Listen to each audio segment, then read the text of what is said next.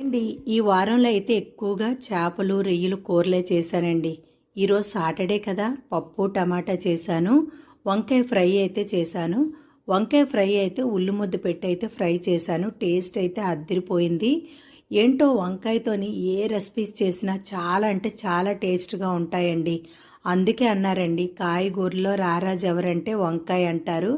మీలో వంకాయ అంటే ఎంతమందికి ఇష్టమో కామెంట్ చేసేయండి. నాకైతే చాలా ఇష్టం వంకాయ అంటే. ఈరోజు అందుకే వంకాయ ఫ్రై చేశానండి. వంకాయలు అయితే నిలువుగా కట్ చేసుకొని ఉప్పు నీటిలో వేసుకొని పక్కన ఉంచుకోవాలి. మిక్సీ జార్లోకి అయితే కట్ చేసుకుని ఉల్లిపాయ ముక్కలు, పచ్చిమిరపకాయలు, వెల్లుల్లి, జీలకర్ర, ధనియాలు, కొత్తిమీర వేసుకొని మిక్సీ పట్టుకోవాలి.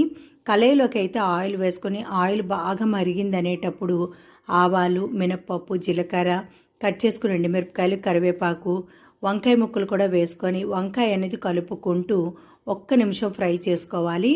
ఒక్క నిమిషం తర్వాత ఉప్పు, కారం, పసుపు వేసుకొని కలపకుండా మూత పెట్టి మరో 2 నిమిషాలు మగ్గించుకోవాలి.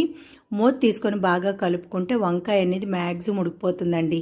అలాంటప్పుడు వంకాయ అనేది కొంచెం పక్కన పెట్టి ఆయిల్ అనేది కళాయిలో ఉంటుంది కదంటే అందులో గ్రైండ్ చేసుకున్న ఉల్లి ముద్ద వేసుకొని ఉల్లి ముద్ద వేసిన వెంటనే కలపకుండా ఒక్క సెకండ్ తర్వాత కలుపుకుంటే పచ్చివాసన అనేది కూడా పోతుంది ఉల్లి ముద్ద.